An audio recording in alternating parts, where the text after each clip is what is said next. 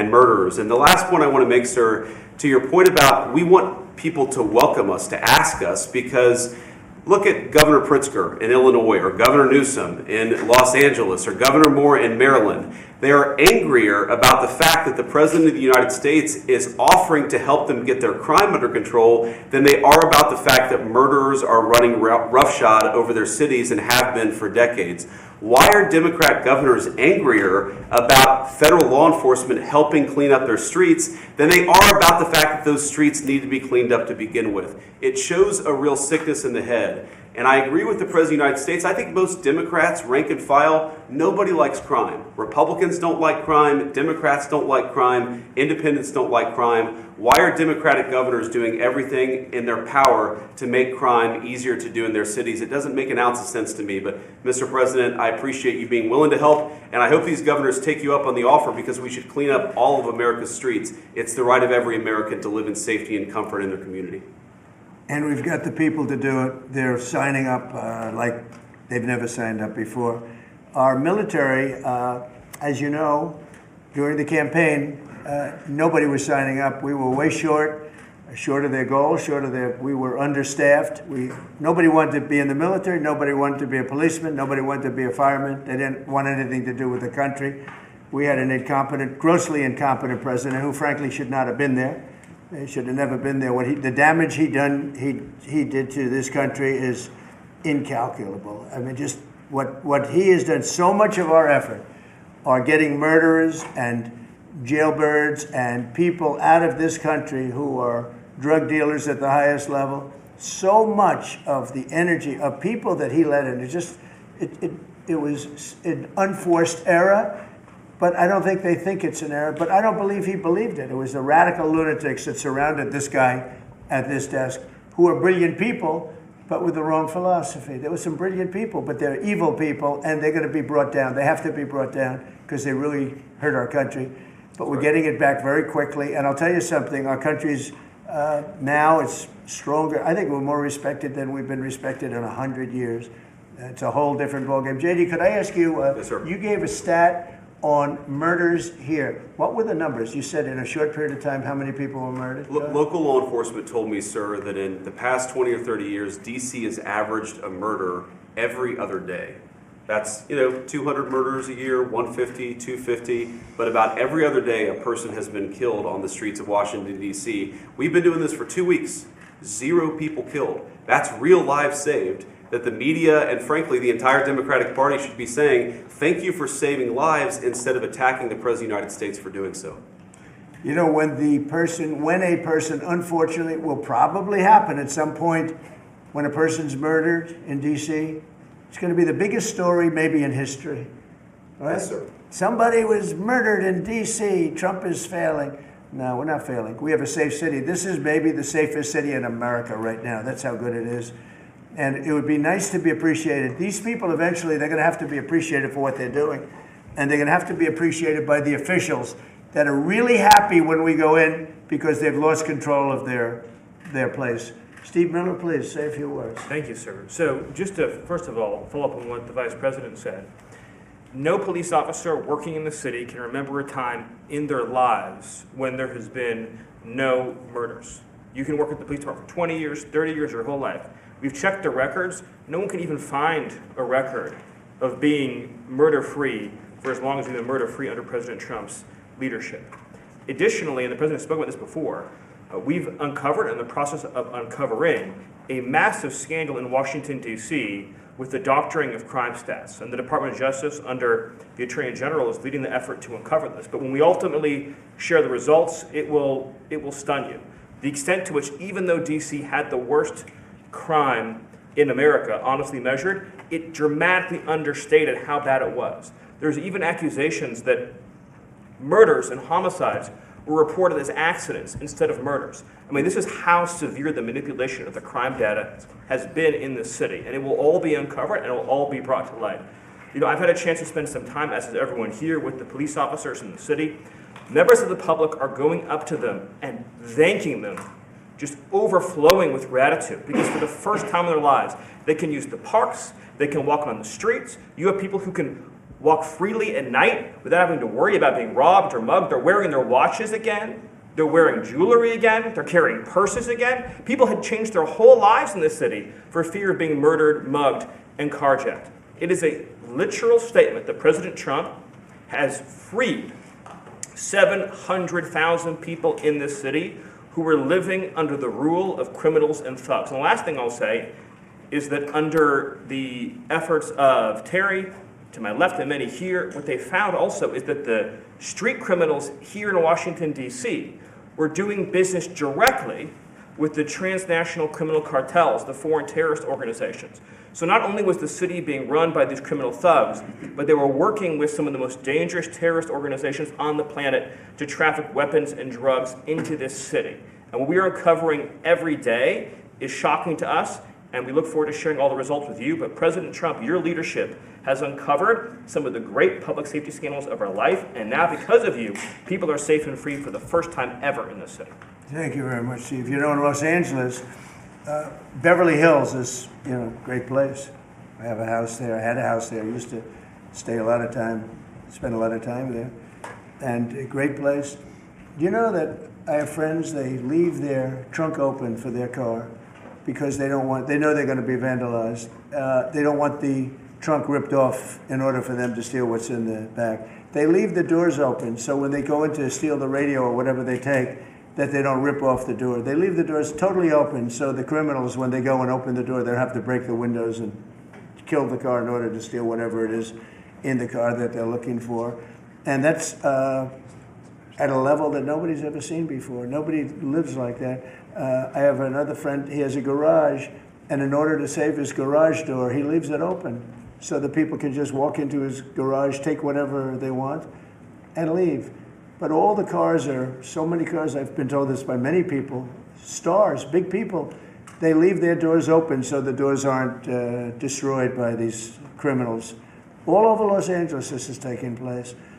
And you know that, I mean, you've heard that. Christy, could you say a few words? Sure. Well, Mr. President, I think one of the most impactful statistics that you used today was of the 1,000 arrests that have happened already so far, 439 of them were illegal criminals, which means they never should have been in this country to begin with. That they were in this country, invaded over our southern border or our northern border or maritime seas, and then they committed crimes against the American people. So by getting those individuals incarcerated, we've stopped those violent crimes from happening here in the city. And sir, they do. Exactly like Stephen was talking, they have ties to cartels. They have networks across this country and other cities. So by what you're doing here is going to have a ripple effect in Miami, in Chicago, in other cities, because you're grabbing those networks and giving us information and targeting information to go and get more criminals across this country. So thank you for the work that you're doing.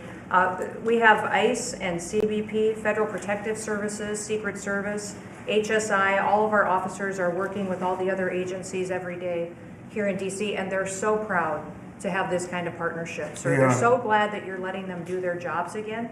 And I don't know if you've heard, sir, but the recruitment campaign for ICE, when we were going to hire 10,000 new officers, we've got over 130,000 people that have applied and raised their hands and said they want to work with ICE. So no matter what the fake news says or what the media says about ICE not having support, they've got incredible support from the American people. People want to join them and help them do what they're doing to make America safe again. So thank you for that. I was going to say that our recruitment drive, so it was dead. During the campaign, they couldn't get, every story was the Army can't fill up, the Marines, none of them could fill up. They were way behind. We couldn't get anybody to go into the military, couldn't get any police.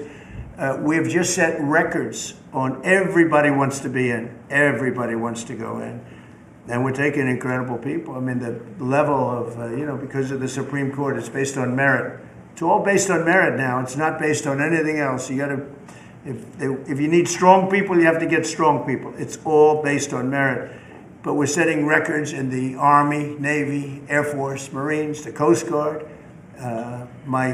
One of my favorites, because I happen to have created it, Space Force. We're very proud of Space Force. It's amazing what it's doing. We're leading in space now.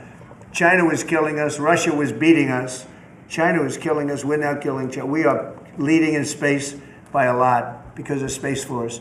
So we're very proud. But everybody wants to go in. We went from not, and you know how bad that is for the spirit when every story that you were writing a year ago was that nobody wants to go into the military anymore. And if you're in the military, you know how deflating that is? You go and be a family. Nobody wants a job that you have. Well, now it's the opposite.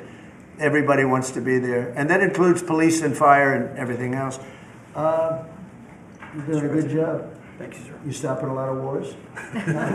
just the presidents we're stopping. We've stopped 7 wars, and really the number is actually 10. We're not including a couple, and we're not including in there what we did with Iran, stopping their nuclear play. They would have had within a month or 2, they would have had a nice big nuclear weapon to use. That's not going to happen. That won't happen. Pete, go ahead, please. Yes, sir. Well, Mr. President, thank you very much for your leadership, and the Defense Department is proud to be a part of this task force. Just like we have been down at the southwest border, where crossings are at 0, we've got national defense areas where we're working with Border Patrol to secure the southern border for the American people. Just like Los Angeles, where ICE officers deserve to do their job without being attacked, we're really proud to be a part of defending the nation's capital and ensuring it is safe and beautiful and working with law enforcement. And Mr. President, let me tell you, the morale of the troops, getting out there talking to them, they love this mission. They're grateful to be doing it, whether they're DC National Guard or other state National Guards. And at your direction as well, sir, it's just common sense to make sure they're armed as well. And so we're rolling out ensuring they're armed, capable of defending themselves and others if need be, supporting law enforcement, and we're proud to be there, sir. Well, look at the mission you just accomplished with Iran. 36 hours back and forth, flawless. Every bomb hit its target. They went right down those chutes, dark at night, no moon, no nothing. Every target, every bomb went right down. They have a chute that goes right down deep into the mountain. And they shouldn't have put ventilation in, I can tell you, because we use that for our advantage. But what they did, and we had the pilots and even the people that took care of the planes, we had a whole group of people at the White House a couple of weeks ago. And you know, I didn't realize this, but they said, we've been looking at their predecessors, and then these were the pilots. They said, we gave them beautiful medals. And I'll show you the medal. Gave them a medal just like this. See? Just like that. They were so happy. Gave a lot of them out for that. It was an incredible job. You know, we had 52 tankers. People don't realize, so that they could refuel. We had many fighter jets, F-22s, and F-35s. We had many. It was an amazing operation. It was flawless. Compare that to the operation when they went in with the helicopters crashing and everyone running around the desert, and the prisoners being taken. And that was Jimmy Carter. And what a horrible thing. This was the exact opposite. This was the exact opposite of what they did in leaving a very, very nice place. The Taliban runs a tough operation in Afghanistan, and I think it was the most embarrassing day in the history of our country. That was Biden. I was leaving, and we would have left through strength, tremendous strength. We would have kept Bagram, which is the air base, one of the largest runways in the world, one of the most powerful. You could land anything on it, many, many feet thick. You don't build them that way anymore. You can't. But we left it, and now China's occupying that air base. This was the most incompetent administration in history, the Biden administration. And you're just lucky that they lost, because if they won, you wouldn't have a country anymore. And so, Pete, you started up by saying the Department of Defense. And somehow it didn't sound good to me. You know, it didn't sound good. Defense, what are we defense? Why are we defense? So it used to be called the Department of War. And it had a stronger sound. And as you know, we won World War I, we won World War II, we won everything. Now we have a Department of Defense. We're defenders. I don't know. If you people want to, standing behind me, if you take a little vote, if you want to change it back to what it was when we used to win wars all the time, that's okay with me.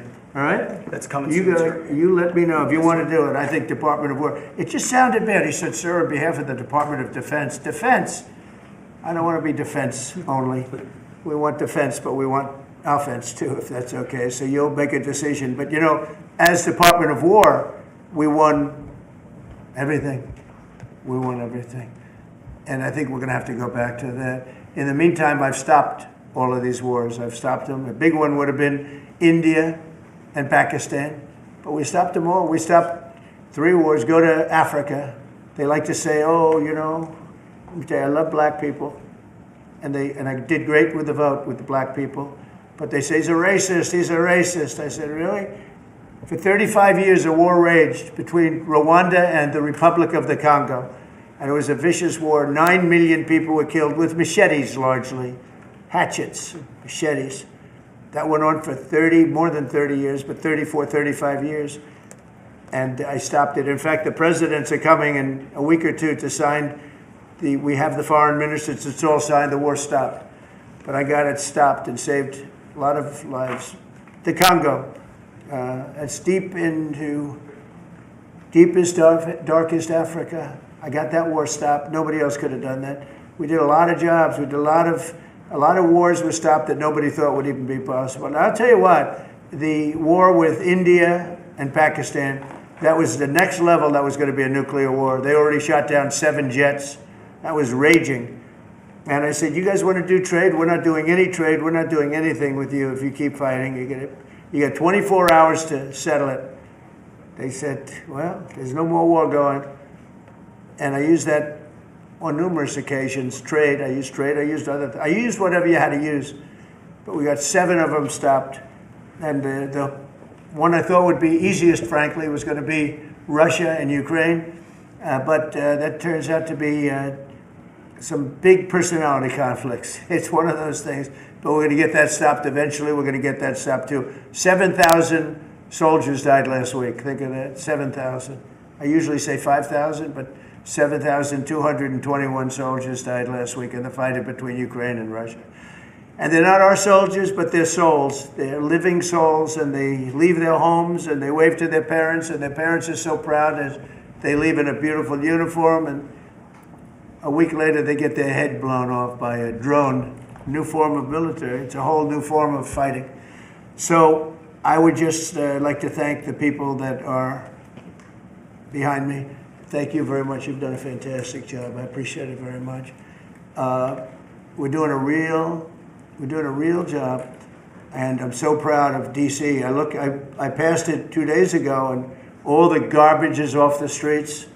It's terrible.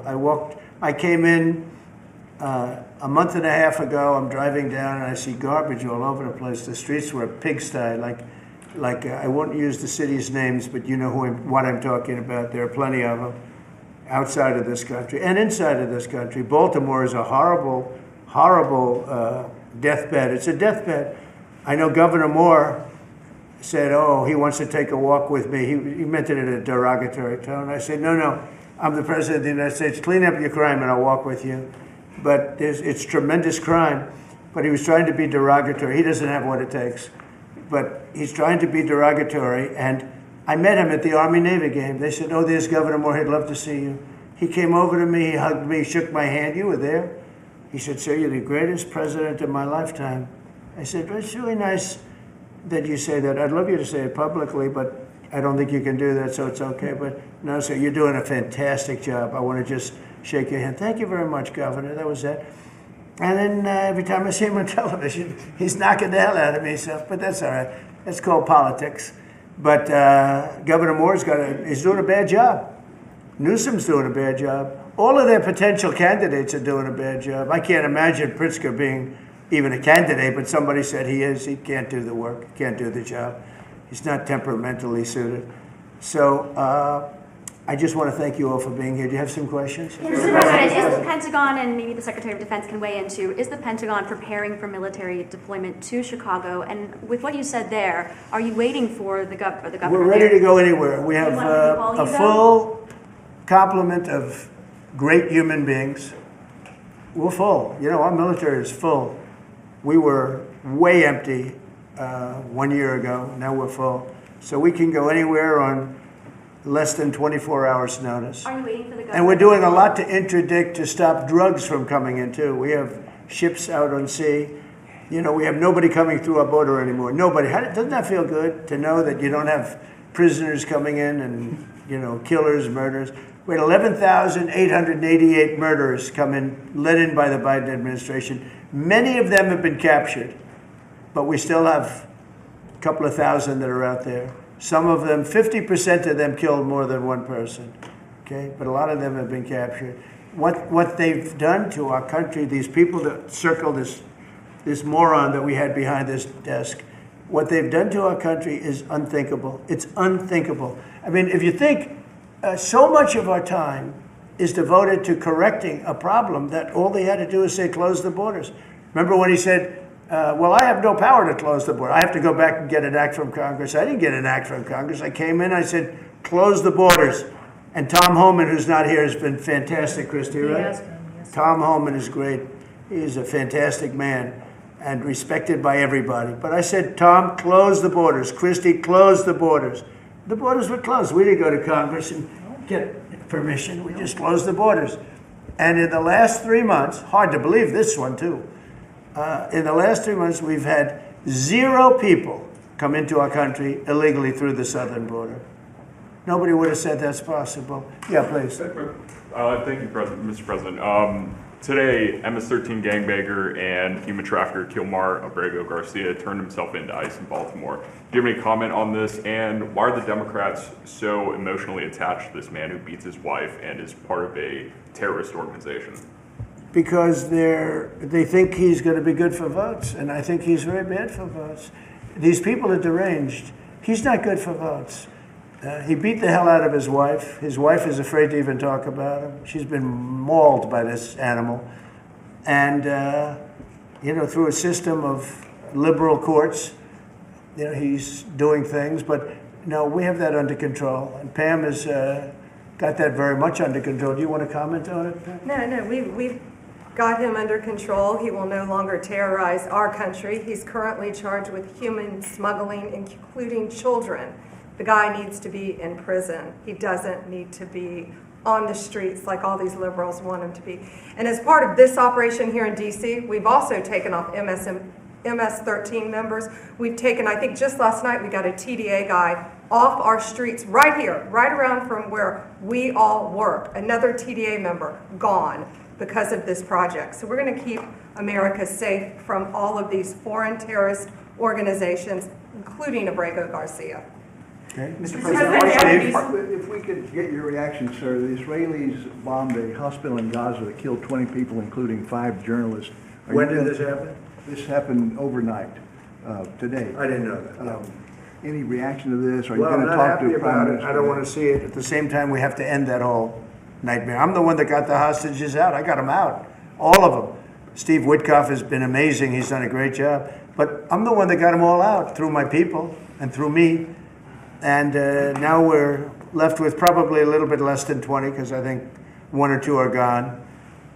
And I said a long time ago, I'm going to get them out. But when we get down to that final 10 or 20, these people aren't going to release them because they're dead after they release them. So it's a nasty situation. Very nasty, horrible thing. Mr. Yes. President, could you please elaborate on your post on South Korea? What were you referring to? Well, I heard that there were raids on churches over the last few days, very vicious raids on churches by the new government in South Korea, that they even went into our military base and got information. They probably shouldn't have done that, but I heard bad things. I don't know if it's true or not. I'll be finding out. As you know, your new president's coming in just a couple of hours coming here. I look forward to meeting him. But we won't stand for that. We just won't stand for that. Yes. Are you prepared to order National Guard troops, though, into American cities if those governors don't request the federal deployment? I am, but I also think that, look, Chicago, everybody knows how bad it is. Everybody standing there knows. We know. You don't have to be doing any studies. They should be saying, please come in. Pritzker should be saying that. You know, I did a favor for Christy Whitmer, a good favor, I think, with the fish, the carp, the China carp. Did you ever hear of it? China carp. And it's taken over your Great Lakes. You know about that, right?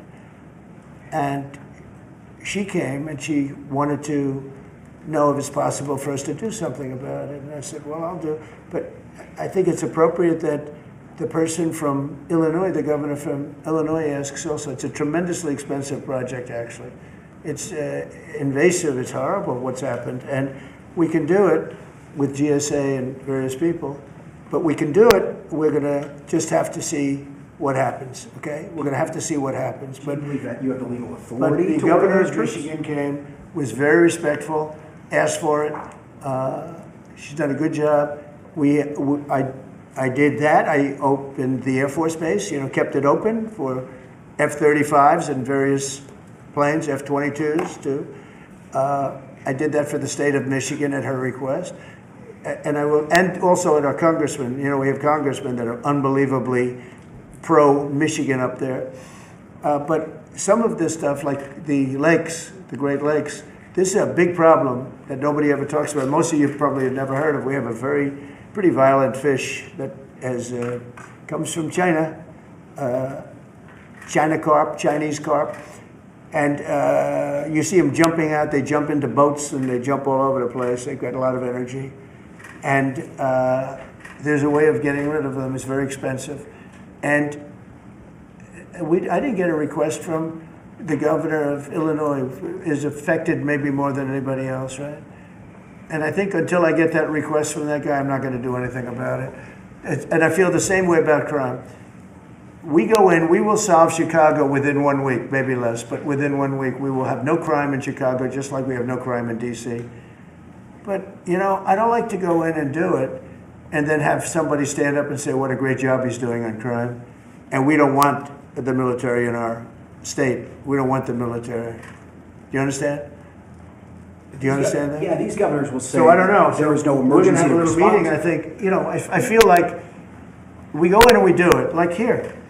To a lesser extent with the mayor. She hasn't been terrible, but she hasn't been, exactly saying, oh, great. She did say last night, I heard her say that, well, we really don't want the military in D.C. Well, that's, not very nice, I guess. That's a little bit of a hit. But she's not as bad as some. We saved Los Angeles, and all we did is get criticized by this idiot that's running the state into the ground, right, where people are leaving. He should be thanking us, and he should be requesting us to be there. And the governor of Illinois should be. Chicago's a disaster. And the governor of Illinois should say, President, would you do us the honor of cleaning up our city? We need help. They need help. They need help. So are you But waiting without for that request, We may wait. We may or may not. We may just go in and do it, which is probably what we should do. The problem is, it's not nice when you go in and do it and somebody else is standing there saying, as we give great results, say, we don't want the military. They need help badly. Chicago desperately needs help. Just look at the crime statistics. Look at the statistics that JD said about, even I didn't know it was that bad. That's terrible. But all I know is we're being celebrated because we went an entire week. Now it's 11 days. We went an entire week without a murder. And I said, boy, that sounds terrible. I didn't know how to, I actually made a speech. I didn't know how to say it because it's a great number. It's a great thing. But it sounds so bad. I mean, supposing you're from a foreign country, which is properly run, and they don't have murders and things, right, so much, or in some cases virtually at all. And you have somebody saying, I'm proud to announce that nobody was murdered in the capital of the United States this week. It sounds terrible, but... Mr. President, Gavin Newsom, you mentioned Gavin Newsom on crime. Gavin Newsom, yes. Is there a federal mechanism you're hoping to use to fight back against his redistricting constitutional amendment, or is that... Well, I think I'm going to be filing a lawsuit pretty soon, and I think we're going to be very successful in it. We're going to be filing it through the Department of Justice. That's going to happen. And we're also going to be filing a lawsuit on blue slipping. Blue slips make it impossible for me as president to appoint a judge or a U.S. attorney because they have a gentleman's agreement. It's nothing memorialized. It's a gentleman's agreement that's about 100 years old, where if you have a president like a Republican and if you have a Democrat senator, that senator can stop you from appointing a judge or a U.S. attorney. In particular, those are the two, I guess anything, but those are the two that are very important. So we have numerous states where we have unbelievable people. Now, Jay Clayton was just approved in the Southern District, but he was so good. He was a top student, top schools, top everything, went to Sullivan and Cromwell, became the head of Sullivan and Cromwell, came down here, was Securities and Exchange Commission, ran it for 4 years during my term, impeccably, beautiful job. He did an incredible job. And we went to court, And the judges, Democrat judges, voted that he can. That's the only way you get by it. But generally speaking, you can't do that because you'll have judges from the other party. So Jay Clayton just got approved, and he's in, but he didn't get approved by the senators. He got approved by the court system in New York, which was a great thing. And I had a big victory in New York, I might add. I saved myself $500 million with a fake, corrupt attorney general, a really corrupt person with a corrupt judge who was disgraceful, and they're being mauled right now by everybody. It's so corrupt, and it kept business out of New York, stuff like that. But the appellate division vacated all of that stuff that you read about, and we're going to do a big number on that whole thing. You can't have a corrupt court system. You can't have that. You have to have borders, and you have to have a free press. Otherwise, you don't have a country. But you'll be hearing about the blue slipping, because if you have not, you don't need two senators. You just need one Democrat senator with a Republican. The only person that I can get approved are Democrats, or maybe weak Republicans, but we don't want that.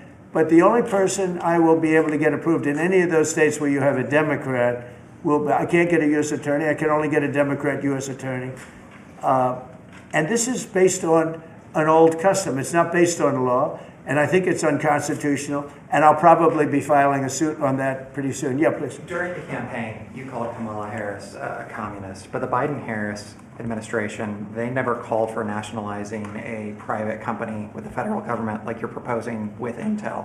What do you say to some who say this is a bit hypocritical, and is this the new way of doing industrial policy? Yeah, sure it is. I want to try and get as much as I can. If people come in and they need something, as an example, as a real estate person, if I have an agreement and I have any form of a stopgap where I can stop somebody from doing something, right? I have a covenant and an agreement, and they come to me and they say, would like to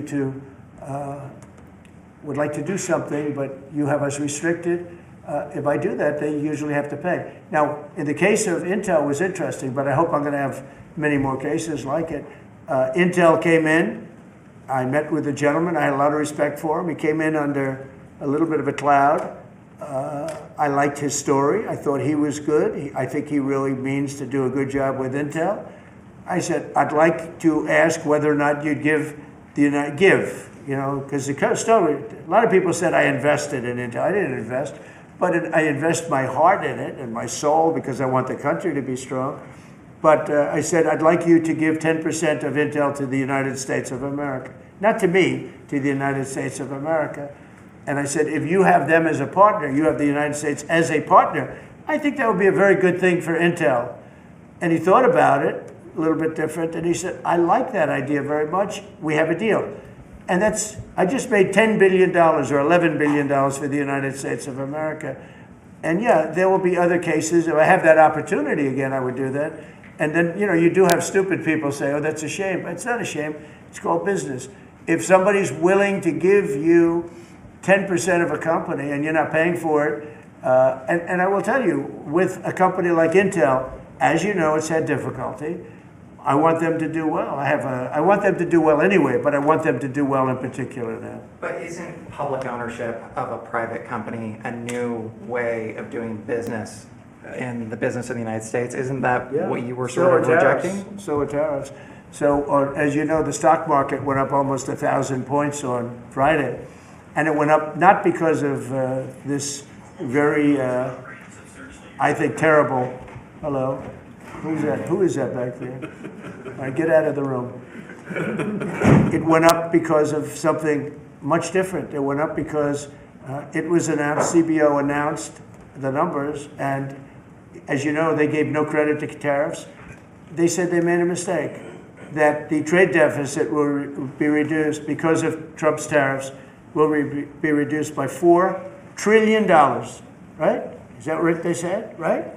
They said $4 trillion, and the market went up like a rocket ship because the tariffs are good. Well, tariffs aren't that usual. If the 7 wars I stopped, 4 of them were because of the fact that I had tariffs and trade.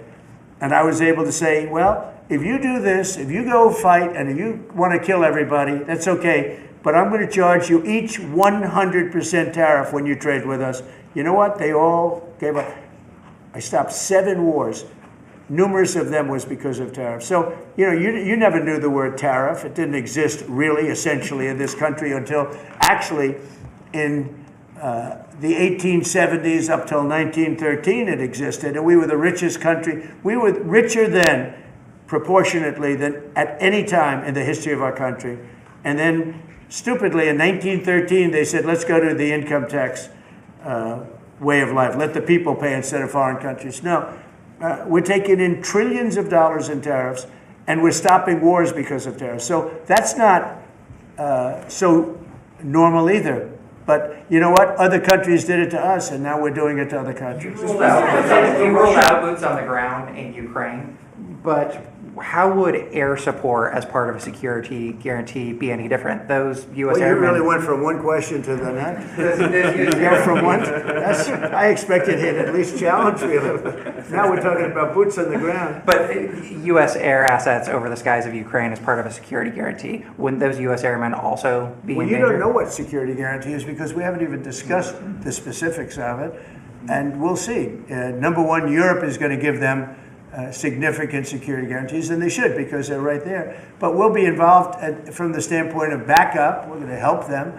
And I think if we get a deal, and I think we will, but if we get a deal, you're not going to, I don't believe you're going to have much of a problem. But we'll back it up because I want to stop seeing people being killed. When Biden was here, he gave $350 billion. You know this from covering business. $350 billion to Ukraine. I said that Zelensky's the greatest salesman I think I've ever met, better than P.T. Barnum, because he'd come to the country, he'd walk out with $50 billion every time. He actually came here once, he walked out with $100 billion. We're up to $350 billion. I got $1 trillion worth of rare earth that we have from the country because I felt badly for our taxpayer. But I did something else at the NATO meeting. They are wealthy countries, but they weren't paying. And we don't pay any money to Ukraine anymore. Do you know that? In fact, it's the opposite. They request through NATO, we deal with NATO. We don't deal really with Ukraine. NATO requests missiles. They want Patriots. They want missiles. We give the missiles to NATO. NATO pays us in full and does what they want. I mean, I think they give them mostly they can do other things with them too because we're dealing with NATO.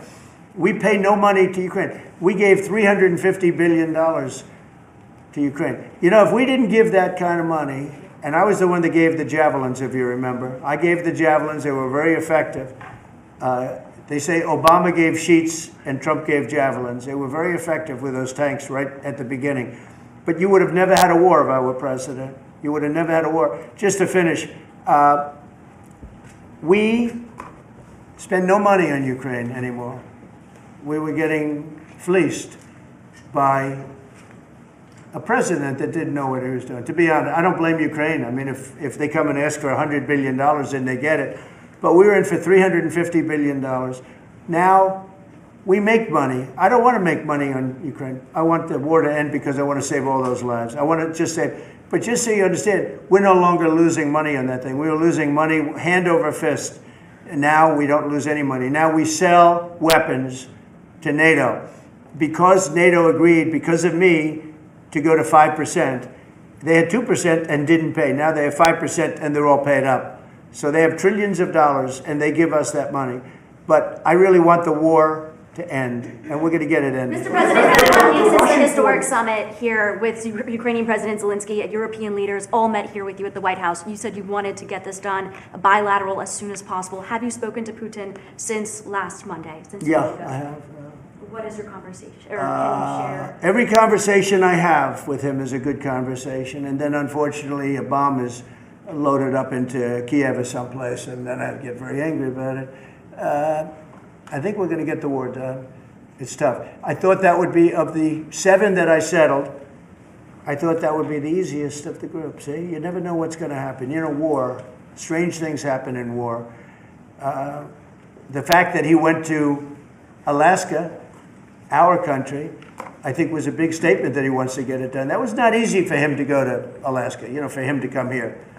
But the fact that he he showed up on a very successful day. It was a very successful day for other things because, we're also talking about missiles, nuclear. We're talking about a lot of different things.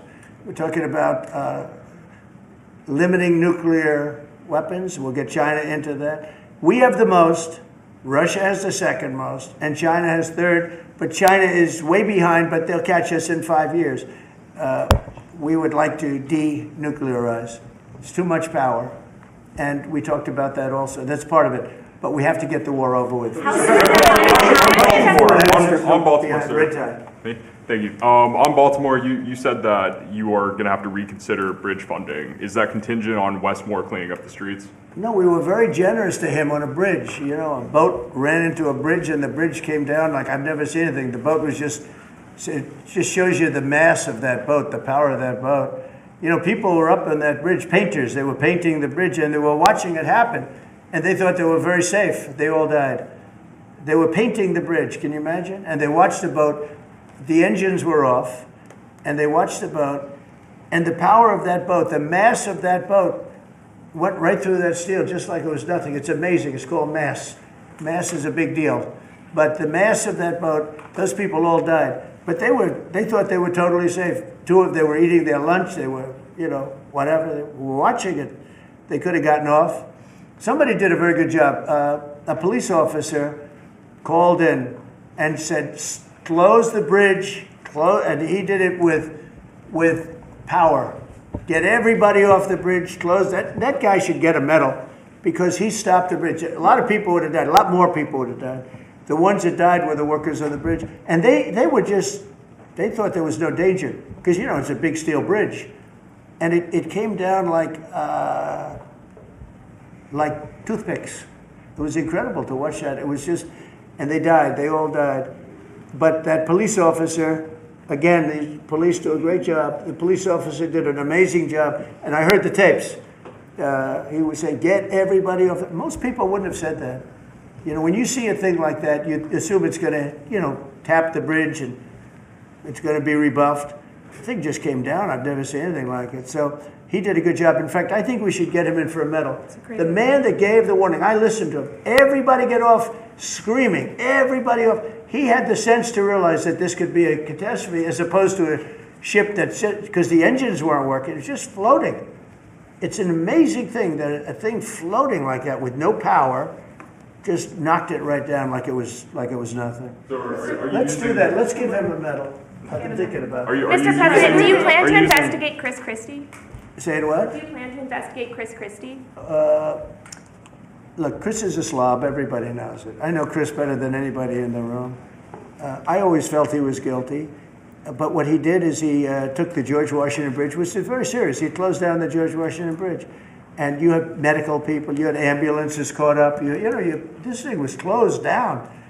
And obviously he knew about it.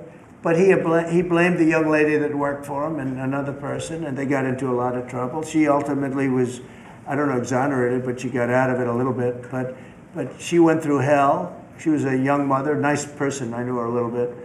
And another man went to jail, and Chris got off. And so when I listened to Chris speak his hate, I say, oh, what about the George Washington Bridge?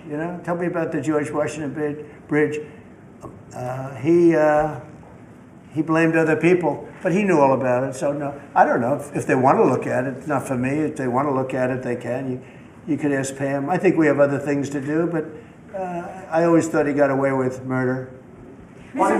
President, do you plan to make an endorsement in the Texas Senate race between Ken Paxton and John Cornyn? Well, I'll make up my mind. I like them both. The worst situation I have is when I have two people that I get along with well. I hate it. And they all want the endorsement.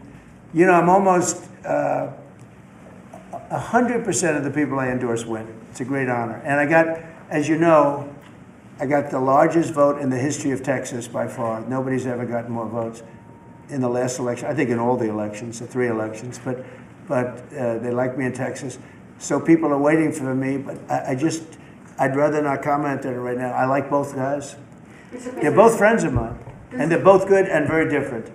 There's some talk among congressional Republicans about another reconciliation bill. Where do you fall on that, and what would you like to prioritize? Well, I don't want to do cutting. I want to save all the different things. I'm going to cut things that are unnecessary, but the one thing I said, and I gave my word, we're not going to hurt anybody on Medicaid, Medicare, or Social Security. And in fact, we're doing great on Social Security. We found 300,000 illegals on Social Security. We got them out.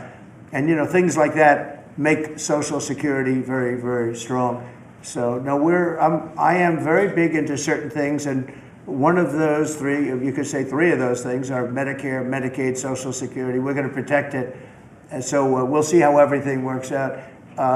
If we're talking about rescissions on other things, I'm always open to cost cutting. If we can cost cut, I like it, but nothing's going to happen to medical. We have something coming up, favored nations, where I'm going to be reducing drug prices by 1,500% where a pill that sells in Germany for $10 costs $150 here because of the bad press. And I was all set to do it, and then we had the COVID come up, and I had to focus on that because we had the greatest economy in history my first term.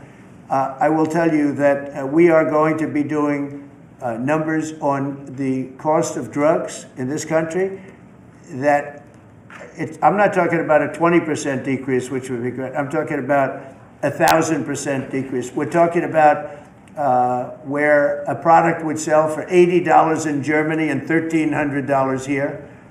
We're not going to do that. We were subsidizing the entire world, and we're not doing it anymore. I informed the drug companies. I informed the world. And if the world wants to, if countries in the world don't want to go along, then I'm going to put tariffs on those countries, and we'll make more money. But they have to go along with it. So this is moving along rapidly. Dr. Oz is in charge, Bobby's group, and they're doing very well. And we're getting great cooperation from the drug, because the drug companies know it's unfair. You know, for years they'd say, well, we had to do research, and we had to do. I said, I don't care. You had to do research for these other countries also. They are ready to go. And I'm ready to go. And you know, if I pull that off, there's no way a Republican will lose an election. There's no way. All right, one more question. Steve. Back to Ukraine. Watch this guy. He's the nicest guy I know, and he asks the most vicious questions. Why do you think President Putin is so reluctant to meet with President Zelensky? Because he doesn't like him. He doesn't like him. You know, they don't like. I have people I don't like. I don't like to meet with them. Sometimes they do like to meet with people I don't like. So how do you get them together? They don't like each other, really. And if we had a real president instead of a guy that got in there with a fraudulent election, if we had a real president, that war would have never happened. Putin actually said, if Trump were president, it wouldn't have happened. Happened for a lot of reasons. Happened because of Afghanistan. When he saw how incompetent Milley was and all these guys were, I think he said, wow, this might be it, because it was the apple of his eye. It would have never happened if I were president. Mr. President, you have built a relationship with Russian leaders and also North Korean leaders. As they are getting closer, how would that affect your diplomatic approach? Well, I have very good relationships with Kim Jong-un, North Korea. I mean, a lot of people would say, oh, that's terrible. No, it's good. In fact, someday I'll see him. I look forward to seeing him. He was very good with me. We had 2 meetings. We had 2 summits. We got along great. I know him better than you do. I know him better than anybody, almost, other than his sister. His sister knows him pretty well. No, I know him well, and I got along with him. You know, I'm not supposed to say I really like him a lot, because if I do that, I get killed in the fake news media. But I got along with him very well, and we had no problem. If at the time Hillary Clinton won the election, you would have had a nuclear war. You would have had a nuclear war. We're not going to have a nuclear war. Once that happens, it's over. We're not going to have a nuclear war. No, but Kim Jong-un will meet at some point. I look forward to it, actually. But do you notice that since I came into office, you haven't had a problem with him? Hasn't been, you know, he tests lots of rockets. He does have great capability, I will say that. But I think a lot of good things are happening for our country, a lot of really good things. And the thing we're here today to talk about is crime, and specifically in D.C. I am so proud of what these people, every one of them, what they've done in D.C., because to literally stop crime on a button. I'd walk down that street right now. Friends of mine are going out to dinner now. They haven't gone out to dinner in 4 years. They were afraid. They were petrified. Half the restaurants closed because nobody could go because they're afraid to go outside. Now those restaurants are open and new restaurants are opening up. It's like a boom town. It's a great thing to see, and I'm very proud of the people behind me. Thank you very much, everybody. Thank you, President. Thank you, guys. Thank you, guys. Thank you, guys. Thank you.